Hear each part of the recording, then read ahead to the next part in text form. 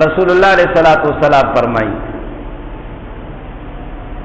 چې په دنیا کې چې واده کیږي هغه د څلورو اسباب د وجې نه کیږي. څلور خبرو ته عام طور سره خلک ګوري. تنکح المرأة لأربع، چې یو ښځې سره نکاح کولې کیږي د څلورو خبرو په بنیاد باندې کیږي. اول د دې ښځې حسن او جمال ته کتلې کیږي، د دې ښایست ته کتلې کیږي چې لږ وګوره ښایسته ده که نه، سترګې څنګه دي، پوزې څنګه ده، لاسونه او ګوتې څنګه دي، او په خو باندې شل او ګوډه خو نه ده. نو دا ټولې خبرې د دې تفتیش او تلاش کیږي. نو اول حسن او جمال دې پسې خلک ګرځېږي.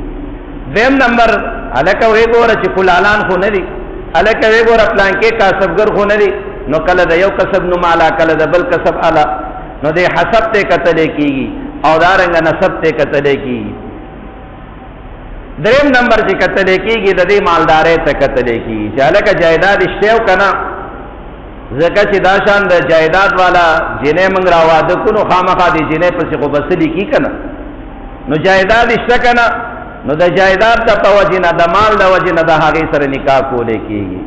څلورم نمبر رسول الله علیه الصلاۃ والسلام فرمایي چې د یوې ښځې سره نکاح کولی کېږي هغه د دې دین د وجې نه کېږي.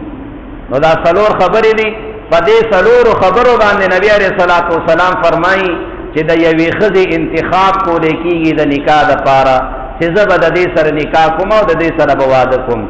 یا د هغې حسن او جمال ته ګوري، یا د هغې نسب او حسب ته ګوري، یا د هغې مالدارۍ ته ګوري، یا د هغې دیندارۍ ته ګوري.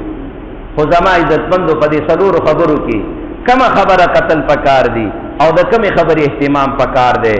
رسول الله علیه الصلاۃ والسلام فرمایي تربت یداک فعلیک بذات الدین، اے د الله بنده دیندار ښځه د هغې انتخاب وکړه، د دیندارې ښځې چې کومه دینداره ښځه وي تقوادار ښځه وي د هغې انتخاب وکړه.